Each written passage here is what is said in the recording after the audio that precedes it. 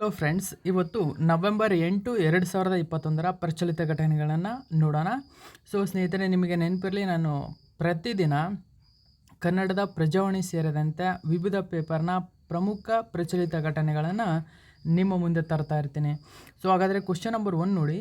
Who was the first Nobel literature in science in India? ಭಾರತದಲ್ಲೇ ಮೊಟ್ಟ ಮೊದಲ ಬಾರಿಗೆ ವಿಜ್ಞಾನ ಕ್ಷೇತ್ರದಲ್ಲಿ ನೊಬೆಲ್ ಪ್ರಶಸ್ತಿ ಪಡೆದ ಭಾರತೀಯ ಮೊದಲ ವ್ಯಕ್ತಿ ಯಾರು ಅಂತ ಕೇಳಿದರೆ, ಸರಿಯಾದಂಥ ಉತ್ತರ ಸರ್ ಸಿ ವಿ ರಾಮನ್ ಸ್ನೇಹಿತರೆ.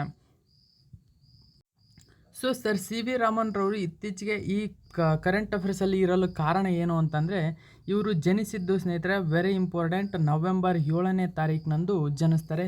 ಆ ದೃಷ್ಟಿಯಿಂದ ಇವರು ಪ್ರಚಲಿತ ಘಟನೆಯಲ್ಲಿದ್ದಾರೆ. ನಿಮಗೆ ನೆನಪಿರಲಿ, ಸಿ ವಿ ರಾಮನ್ ಅಂತಂದರೆ ಬೆಳಕಿನ ಪರಿಣಾಮವನ್ನು ಜಗತ್ತಿಗೆ ತೋರಿಸಿಕೊಟ್ಟಂಥ ಮೊಟ್ಟ ಮೊದಲ ವ್ಯಕ್ತಿ ಅಂತ ಹೇಳ್ತೀವಿ. ಇವರು ಪೇಪರಲ್ಲಿ ಏನು ಕೊಟ್ಟಿದ್ದರ ಬಗ್ಗೆ ಮಾಹಿತಿ ನೋಡೋದಾದರೆ, ನೋಡಿ ಸ್ನೇಹಿತರೆ, ಇಲ್ಲಿ ಇರತಕ್ಕಂಥದ್ದು ನೋಡಿ, ಬೆಳಕಿನ ಚದುರುವಿಕೆಯನ್ನು ಗುರುತಿಸಿ ಬೆಳಕಿನ ಬಣ್ಣ ಬರೀ ಬಿಳಿಯಲ್ಲ, ಅದು 7 ಬಣ್ಣಗಳಿಂದ ಕೂಡಿದೆ ಎಂದು ಬಿಡಿಸಿ ಹೇಳಿದ, ವಿಭಜಿಸಿ ತೋರಿಸಿದ ಮೇಧಾವಿಯೇ ಸರ್ ಸಿ ವಿ ರಾಮನ್. ಇವರು ನವೆಂಬರ್ 7ರಂದು ಇವರ ಜನ್ಮದಿನವಾಗಿರುತ್ತದೆ. ನೋಡಿ, 18ರ ಹರಿಯದಲ್ಲೇ MA ವಿದ್ಯಾರ್ಥಿಯಾಗಿದ್ದ ಸರ್ ಸಿ ವಿ ರಾಮನ್ ಸಂಗೀತ ವಾದ್ಯಗಳಿಂದ ಹೊರಹೊಮ್ಮುವ ಶಬ್ದದ ಬಗ್ಗೆ ಸಂಶೋಧನೆಯಲ್ಲಿ ತೊಡಗಿದರು. ವೆರಿ ಇಂಪಾರ್ಟೆಂಟ್ ಸ್ನೇಹಿತರೆ, ಮೊಟ್ಟ ಮೊದಲ ಬಾರಿಗೆ ಇವರು ಸಂಗೀತದಲ್ಲಿ ಹೊರಹೊಮ್ಮುವ ಶಬ್ದದ ಬಗ್ಗೆ ಸಂಶೋಧನೆಯಲ್ಲಿ ಇವರು ತೊಡಗ್ತಾರೆ. ನಂತರ ಬೆಳಕಿನ ನಡೆ ಆಕರ್ಷಿತರಾದರು. ಆಗಲೇ ತಮ್ಮ ಪ್ರಥಮ ಪ್ರಬಂಧವನ್ನು ಇಂಗ್ಲೆಂಡಿನಲ್ಲಿ ಫಿಲಾಸಫಿಕಲ್ ಮ್ಯಾಗಝಿನ್ನಲ್ಲಿ, ಮತ್ತೊಂದನ್ನು ವೈಜ್ಞಾನಿಕ ಜರ್ನಲ್ ನೇಚರ್ನಲ್ಲಿ ಪ್ರಕಟಿಸಿದರು. ವೆರಿ ಇಂಪಾರ್ಟೆಂಟ್ ಸ್ನೇಹಿತರೆ, ಇವರು 2 ಬುಕ್ಸ್ ಯಾರಂದರೆ ಇಂಗ್ಲೆಂಡಿನಲ್ಲಿ ಫಿಲಾಸಫಿಕಲ್ ಮ್ಯಾಗಝಿನ್ ಮತ್ತು ಇವರ ವೈಜ್ಞಾನಿಕ journal paper nature. Very important, ಇದು ಕೇಳ್ತಕ್ಕಂಥ ಚಾನ್ಸಸ್ ಇರುತ್ತೆ. ಮೊದಲ ಬಾರಿಗೆ ಅವರ ಒಂದು ಬೆಳಕಿನ ನಡೆಗೆ ಸಂಬಂಧಿಸಿದಂಥ ಬೆಳಕಿನ ಪರಿಣಾಮಗಳ ಬಗ್ಗೆ ಮೊದಲ ಬಾರಿಗೆ ಆ 2 ಒಂದು ಪೇಪರ್ಗಳಲ್ಲಿ ಇವರು ಪ್ರಕಟಿಸ್ತಾರೆ. ನೋಡಿ, ರಾಮನ್ ಅವರಿಗೆ ಮನೆಯೇ ಮೊದಲ ಪಾಠಶಾಲೆ. ಗಣಿತ ವಿಜ್ಞಾನದ ಪಾಠ ಮಾಡುತ್ತಿದ್ದ ತಂದೆ ಚಂದ್ರಶೇಖರ್ ಅಯ್ಯರ್ ಅವರೇ ಮೊದಲ ಗುರು. ವೆರಿ ಇಂಪಾರ್ಟೆಂಟ್ ಸ್ನೇಹಿತರೆ, ಇವರ ಮೊದಲ ಗುರು ಅವರ ತಂದೆಯೇ ಚಂದ್ರಶೇಖರ್ ಅಯ್ಯರ್ ಆಗಿದ್ದಾರೆ. ಇನ್ನು 12ನೇ ವಯಸ್ಸಿಗೆ ಮೆಟ್ರಿಕ್ ಮದ್ರಾಸ್ ವಿಶ್ವವಿದ್ಯಾಲಯದಲ್ಲಿ, 16ನೇ ವಯಸ್ಸಿಗೆ BA ಮತ್ತು 18ನೇ ವಯಸ್ಸಿಗೆ ಭೌತಶಾಸ್ತ್ರದಲ್ಲಿ MA ಪದವಿಗಳನ್ನು ಅತ್ಯುತ್ತಮ ಸ್ಥಾನದೊಂದಿಗೆ ಪಾಸಾದರು. ಅವರು ಸಹಜವಾಗಿಯೇ ಭೌತಶಾಸ್ತ್ರ ಅಧ್ಯಯನ ಪ್ರಿಯರಾಗಿದ್ದರೂ ಕೂಡ ಬಡತನದ ಕಾರಣ ಹೆಚ್ಚು ಸಂಬಳ ಬರುವ ಭಾರತೀಯ ಸಿವಿಲ್ ಸರ್ವಿಸ್ ಪರೀಕ್ಷೆಯಲ್ಲಿ ತಮ್ಮ 19ನೇ ವಯಸ್ಸಿನಲ್ಲಿ ಪಾಸಾಗಿ ಕಲ್ಕತ್ತೆಯ ಡೆಪ್ಯೂಟಿ ಅಕೌಂಟೆಂಟ್ ಜನರಲ್ ಆಗಿ ನೇಮಕವಾದರು.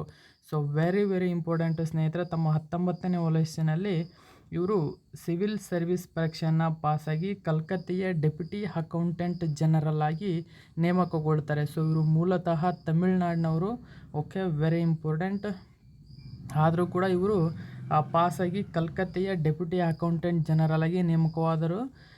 ಆದರೂ ಸಂಶೋಧನೆಯ ಬಗೆಗಿನ ಅವರ ಆಕರ್ಷಣೆ ಕಡಿಮೆಯಾಗಿರಲಿಲ್ಲ.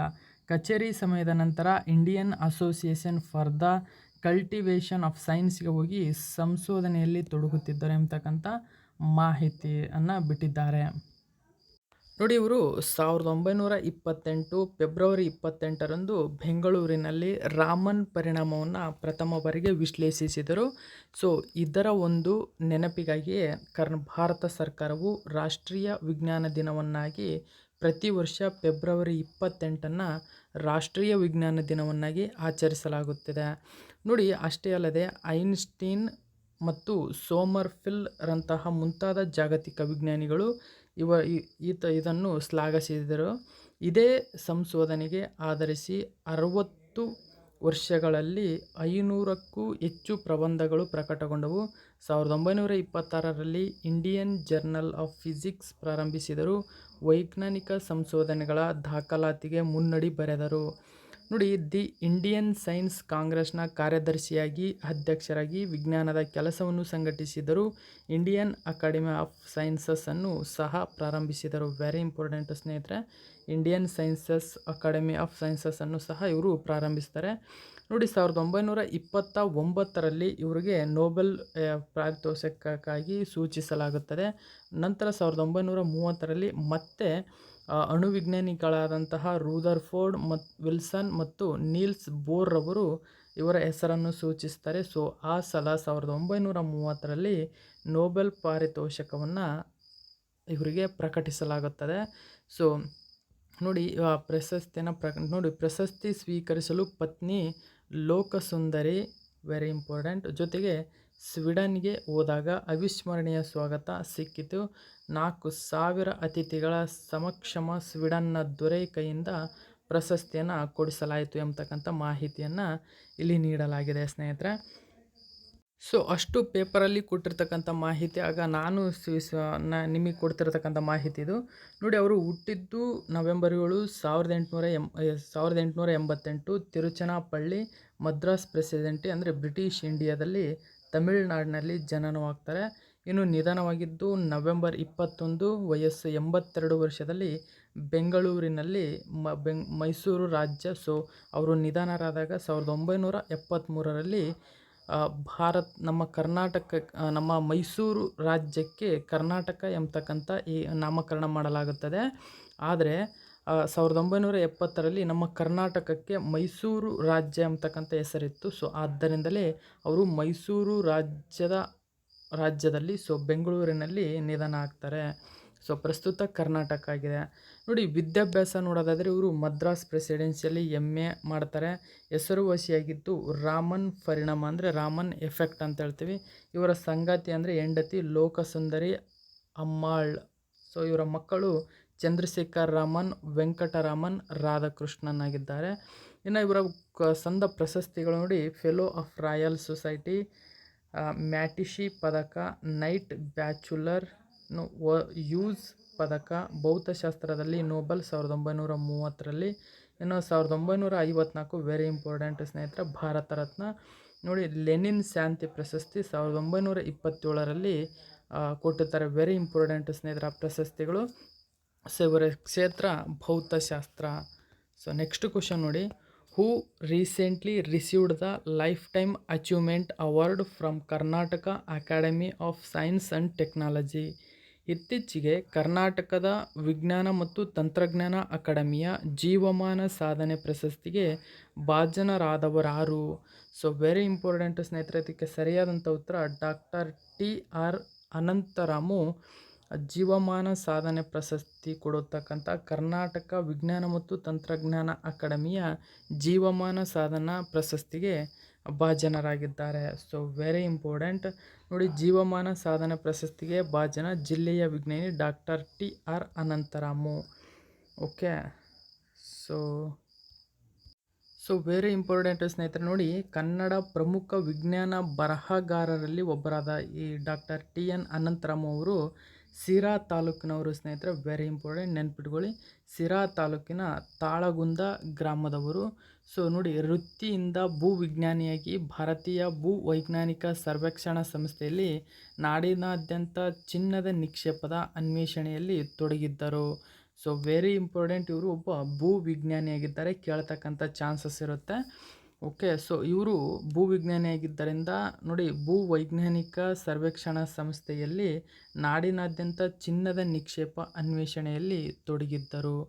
ಓಕೆ, ಸೊ ನೆಕ್ಸ್ಟ್ ಕ್ವಶನ್ ನೋಡಿ ಸ್ನೇಹಿತರೆ, who is the famous cricket coach of India who passed away recently?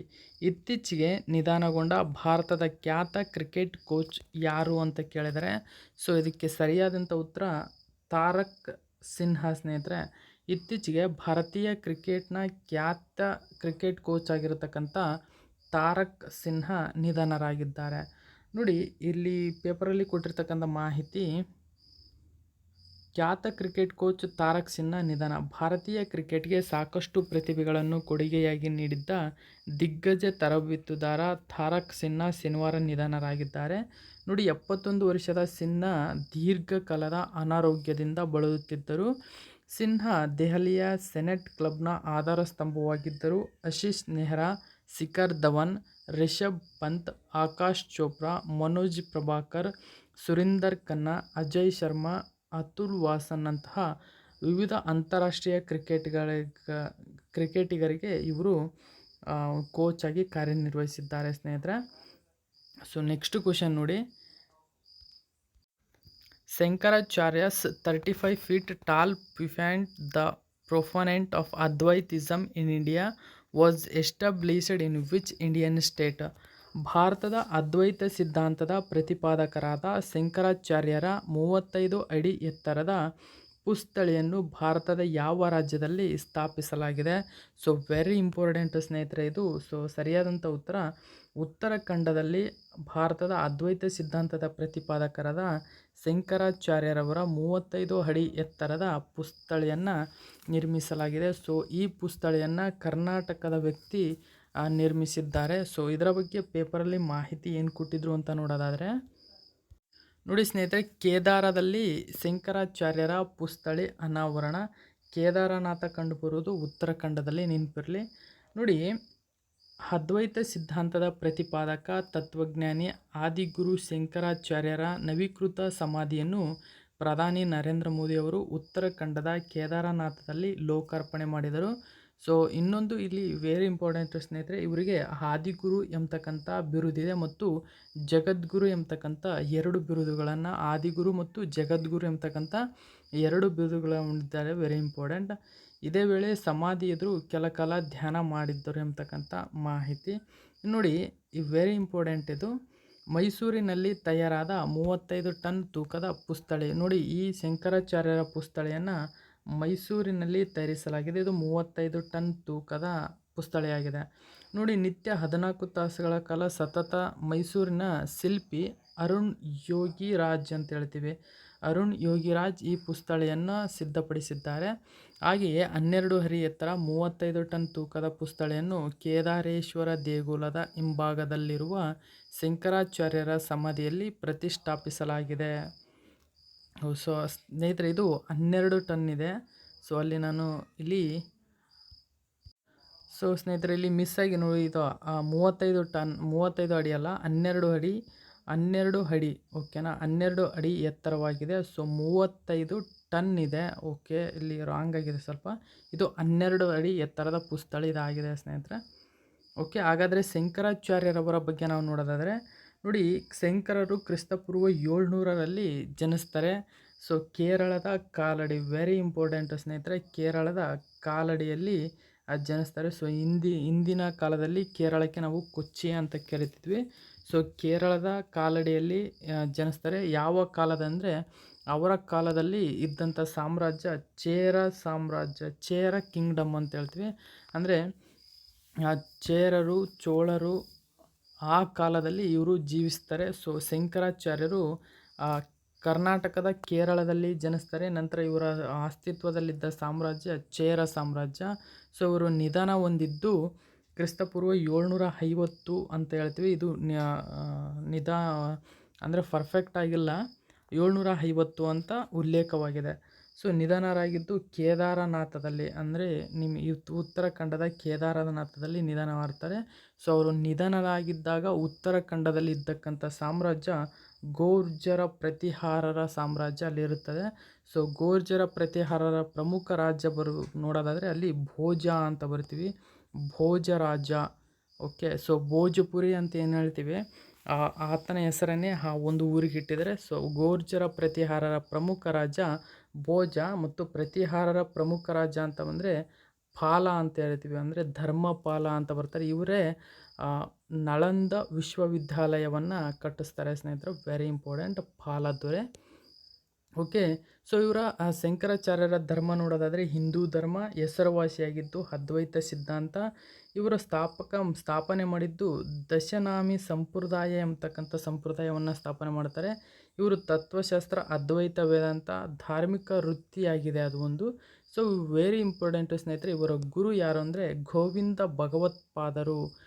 ನೋಡಿ, ಶಂಕರಾಚಾರ್ಯರ ಗುರುಗಳು ಕೇಳ್ತಾರೆ. ಗೋವಿಂದ ಭಗವತ್ಪಾದರು. ಸೊ ಇವರ ಬಿರುದುಗಳು ಜಗದ್ಗುರು ಪ್ಲಸ್ ಆದಿಗುರು. ಓಕೆ, ಆದಿಗುರು ಶಂಕರಾಚಾರ್ಯರು ಮತ್ತು ಜಗದ್ಗುರು ಇವರ ಬಿರುದುಗಳಾಗಿವೆ. ಇನ್ನು ಇವರು ಕಂಚಿಯ ಕಾಮಕೋಟಿ ಪೀಠಾಧಿಪತಿ ಇವರಾಗಿರ್ತಾರೆ.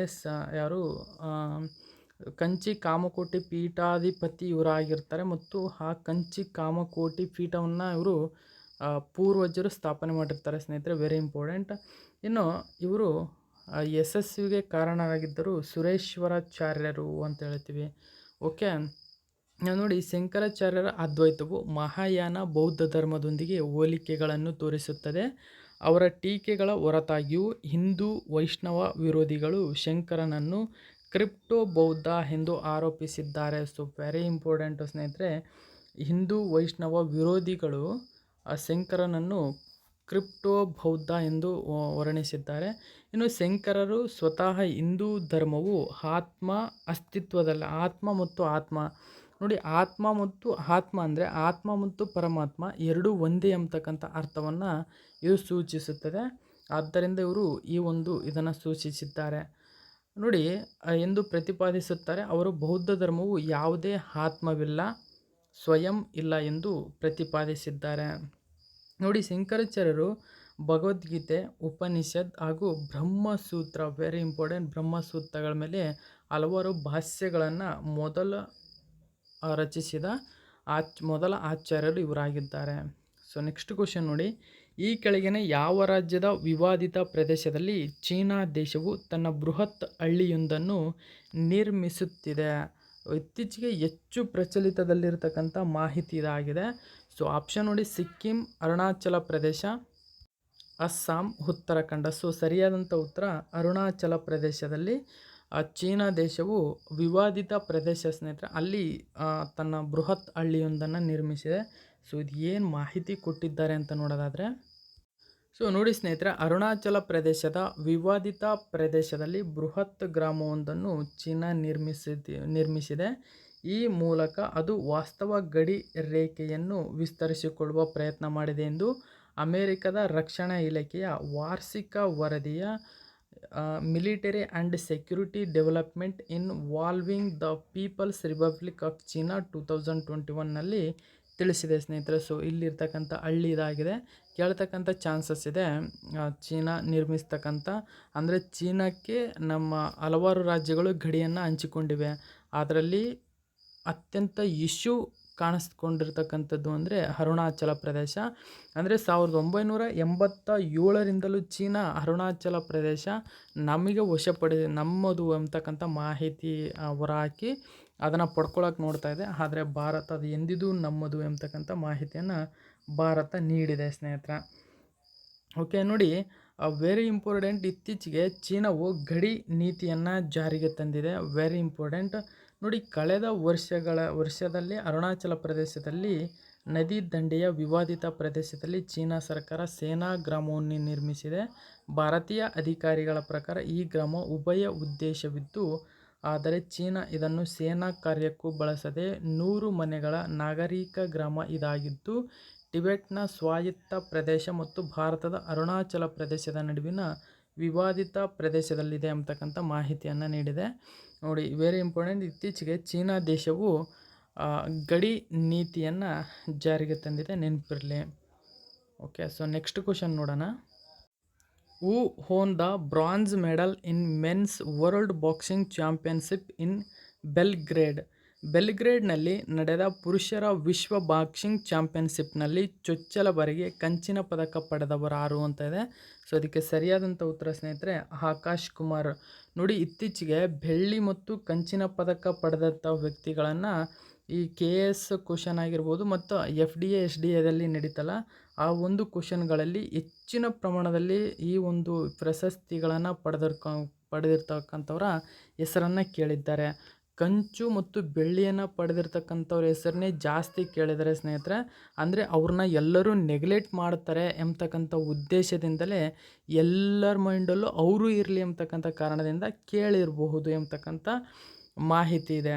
So very important. ಯಾವುದೇ ಒಂದು ಅವರು 3 ಸ್ಥಾನ ಫಸ್ಟು, ಸೆಕೆಂಡು, ಥರ್ಡ್ ಬಂದಿರ್ತಾರಲ್ಲ ಅವ್ರನ್ನೆಲ್ಲರನ್ನೂ ನೀವು ಓದ್ಕೊಂಡಿರಬೇಕು, ಅದು ಭಾರತೀಯರಾಗಿದ್ದರೆ ಮಾತ್ರ. ಓಕೆ, ಬೇರೆ ದೇಶದವ್ರನ್ನ ಅವು ಮೇಯ್ನ್ ಕ್ರೀಡೆ ಆಗಿದ್ದರೆ ನೆನ್ಪಿಟ್ಕೊಂಡ್ರೆ ಸಾಕು. ನೋಡಿ, ಇದಕ್ಕೆ ಸರಿಯಾದಂಥ ಉತ್ತರ ಆಕಾಶ್ ಕುಮಾರ್ ಅಂತ ಹೇಳ್ತೀವಿ. ನೋಡಿ, ವಿಶ್ವ ಬಾಕ್ಸಿಂಗ್ ಆಕಾಶ್ಗೆ ಕಂಚು. ಬ್ರೆಜಿಲ್ನ ಬಲ್ಗ್ರೇಡಲ್ಲಿ ಈ ಒಂದು ಚಾಂಪಿಯನ್ಶಿಪ್ ನಡೆದಿದೆ ಸ್ನೇಹಿತರೆ. ನೋಡಿ, ಬಲ್ಗ್ರೇಡ್. ನೋಡಿ, ಚೊಚ್ಚಲ ಬಾರಿಗೆ ಪುರುಷರ ವಿಶ್ವ ಬಾಕ್ಸಿಂಗ್ ಚಾಂಪಿಯನ್ಶಿಪ್ನಲ್ಲಿ ಸ್ಪರ್ಧಿಸಿದ್ದ ಆಕಾಶ್ ಕುಮಾರ್ ಕಂಚಿನ ಪದಕ ಜಯಿಸಿದ್ದಾರೆ. 54 kg ವಿಭಾಗದ ಸೆಮಿಫೈನಲಲ್ಲಿ ಗುರುವಾರ ಕಜಕಿಸ್ತಾನದ 19 ವರ್ಷದ ಮುಹಮ್ಮದ್ ಸಬ್ರಾಖಾನ್ ವಿರುದ್ಧ 0.5ರಲ್ಲಿ ಸೋತರು. ಓಕೆನಾ. ನೆಕ್ಸ್ಟ್ ಕ್ವಶನ್ ನೋಡಿ, 2021ರ ಬೂಕರ್ ಪ್ರಶಸ್ತಿಯನ್ನು ಡೆಮೆನ್ ಗ್ಯಾಲ್ಗುಟ್ ರವರು ಬರೆದ ದಿ ಪ್ರಾಮಿಸ್ ಎಂಬ ಕೃತಿಗೆ ಲಭಿಸಿದೆ. ಹಾಗಾದರೆ ಇವರು ಯಾವ ದೇಶದ ಕವಿ? ವೆರಿ ವೆರಿ ಇಂಪಾರ್ಟೆಂಟ್ ಸ್ನೇಹಿತರೆ. ಇದು 2021ರ ಬೂಕರ್ ಪ್ರಶಸ್ತಿ. ಇದು ಇವರಿಗೆ ಡೆಮೆನ್ ಗ್ಯಾಲ್ಗುಟ್ ರವರಿಗೆ 2021ರ ಬೂಕರ್ ಪ್ರಶಸ್ತಿ ನೀಡಿದ್ದಾರೆ. ಯಾವ ಕೃತಿಗೆ ಅಂದರೆ ದಿ ಪ್ರಾಮಿಸ್ ಎಂಬತಕ್ಕಂಥ ಕೃತಿಗೆ ನೀಡಿದ್ದಾರೆ. ಹಾಗಾದರೆ ಇವರು ದಕ್ಷಿಣ ಆಫ್ರಿಕಾದ ಕವಿಯಾಗಿದ್ದಾರೆ. Very important. ನೋಡಿ, ಆಫ್ರಿಕನ್ ಕವಿ ಗಾಲ್ಗುಟ್ಗೆ ಒಲಿದ ಬೂಕರ್ ಪ್ರಶಸ್ತಿ. ನೋಡಿ, ದಕ್ಷಿಣ ಆಫ್ರಿಕಾದ ಹೆಸರಾಂತ ನಾಟಕಕಾರ, ಕಾದಂಬರಿಕಾರ. ನೋಡಿ, ವೆರಿ ಇಂಪಾರ್ಟೆಂಟ್. ಅವರ ಯಾವ ಒಂದು ಇದಕ್ಕೆ ಸಂಬಂಧಿಸಿದ್ದಾರೆ ಫೀಲ್ಡಿಗೆ ಅಂತ ಕೇಳ್ಬೋದು. ಇವರು ನಾಟಕಕಾರ, ಕಾದಂಬರಿಕಾರ. ಓಕೆ, ಇವರೊಬ್ಬ ಫೇಮಸ್ ಕಾದಂಬರಿಕಾರ ಆಗಿರುತ್ತಾರೆ. ನೋಡಿ, ಡೆಮೆನ್ ಗಾಲ್ಗುಟ್ರ ಕಾದಂಬರಿಗೆ ಸಿಕ್ಕಿರೋದು ಸ್ನೇಹಿತರ ವೆರಿ ಇಂಪಾರ್ಟೆಂಟ್. ಇದು ದಿ ಪ್ರಾಮಿಸ್ ಎಂಬತಕ್ಕಂಥದ್ದು ಯಾವ ಒಂದು ಫೀಲ್ಡ್ಗೆ ಸಂಬಂಧಿಸಿದೆ ಅಂತಕ್ಕಂಥ ಕೇಳ್ಬೋದು. ಅದು ದಿ ಪ್ರಾಮಿಸ್ ಎಂಬತಕ್ಕಂಥದ್ದು ಒಂದು ಕಾದಂಬರಿಯಾಗಿದೆ, ನೆನಪಿರಲಿ. ನೋಡಿ, 2021ನೇ ಸಾಲಿನ ಬೂಕರ್ ಪ್ರಶಸ್ತಿ ಈ ಒಂದು ಕಾದಂಬರಿಗೆ ಒಲಿದಿದೆ. ಈ ಕಾದಂಬರಿ ವರ್ಣಭೇದ ನೀತಿ ಯುಗದ ಕೊನೆಯ ಜಾಕೋಬ್ ಜುಮಾ ಅವರ ಅಧ್ಯಕ್ಷತೆಯವರೆಗೆ ಕಾಲದ ಅವರ ತಾಯ್ನಾಡಿನಲ್ಲಿ ನೆಲೆಸಿದ ಕುಟುಂಬದ ಕಥೆಯನ್ನಾಧರಿಸಿದೆ. ವೆರಿ ಇಂಪಾರ್ಟೆಂಟ್ ಸ್ನೇಹಿತರೆ. ನೋಡಿ, ವರ್ಣಭೇದ ನೀತಿ ಯುಗದ ಕೊನೆಯಿಂದ ಜಾಕೋಬ್ ಜುಮಾ ಅವರ ಅಧ್ಯಕ್ಷತೆಯವರೆಗಿನ ಮಾಹಿತಿಯನ್ನು ಇದು ಒಳಗೊಂಡಿದೆ. ಓಕೆನಾ. ಹಾಗಾದರೆ ದಕ್ಷಿಣ ಆಫ್ರಿಕಾದ ಬಗ್ಗೆ ನೋಡಿ, ರಾಜಧಾನಿ ಪ್ರಿಟೋರಿಯಾ, ಕರೆನ್ಸಿ ದಕ್ಷಿಣ African rand. Okay, very important ಸ್ನೇಹಿತರೆ. ಇದು ಅತ್ಯಂತ ದಕ್ಷಿಣ ಆಫ್ರಿಕಾ 7ನೇ ಅತ್ಯಂತ ಕಳಪೆ ಕರೆನ್ಸಿ ಇದಾಗಿದೆ ಸ್ನೇಹಿತರೆ. ನೋಡಿ, ನಮ್ಮ ಭಾರತದ ಕರೆನ್ಸಿ ಇದು 10,000 ರೂಪಾಯಿ ಭಾರತದ 1 ರೂಪಾಯಿಗೆ ಸಮವಾಗಿರುತ್ತದೆ ದಕ್ಷಿಣ ಆಫ್ರಿಕಾದ ಇದು. ಬಟ್ ಅಮೇರಿಕದ್ದು ಈ ಒಂದು ಕರೆನ್ಸಿ ಒಟ್ಟು 42,000 ರೂಪಾಯಿ ಸ್ನೇಹಿತರೆ. 42,000 ರೂಪಾಯಿಗೆ ದಕ್ಷಿಣ ಆಫ್ರಿಕಾದ ಕರೆನ್ಸಿ, 42,000 ರೂಪಾಯಿಗೆ ಅಮೇರಿಕಾದ ಡಾಲರ್ಗೆ 1 ರೂಪಾಯಿ. ಬಟ್ ಭಾರತದ ಕರೆನ್ಸಿಗೆ ದಕ್ಷಿಣ ಆಫ್ರಿಕಾದ ರಾಂಡ್ 10,000 ರೂಪಾಯಿ ಸ್ನೇಹಿತರೆ. ಓಕೆನಾ. ಅಷ್ಟೊಂದು ಕಳಪೆ ಕರೆನ್ಸಿ ಆಗಿದೆ. 2021ರ ಅಂದಾಜು ಜಗತ್ತಿನ 23ನೇ ಅತ್ಯಂತ ದೊಡ್ಡ ದೇಶ ಇದಾಗಿದೆ. ಇದು ಜೂನ್ 17, 1991ರಲ್ಲಿ ವರ್ಣಭೇದ ನೀತಿಯನ್ನು ರದ್ದುಗೊಳಿಸಿದ ದಿನವಾಗಿದೆ. ನೋಡಿ ಸ್ನೇಹಿತರೆ, ಯಾವೆಲ್ಲ ಒಂದು ಅಭ್ಯರ್ಥಿಗಳು ಪ್ರಥಮ ಬಾರಿಗೆ ನನ್ನ ಚಾನಲನ್ನು ನೋಡ್ತಾ ಇದ್ದರೆ ಸಬ್ಸ್ಕ್ರೈಬ್ ಮಾಡ್ಕೊಳ್ಳಿ, ಜೊತೆಗೆ ಒಂದು ಲೈಕ್, ಒಂದು ಕಾಮೆಂಟ್ ಹಾಕಿ. ಆಯಿತಾ like? Thank you so much for watching my video friends.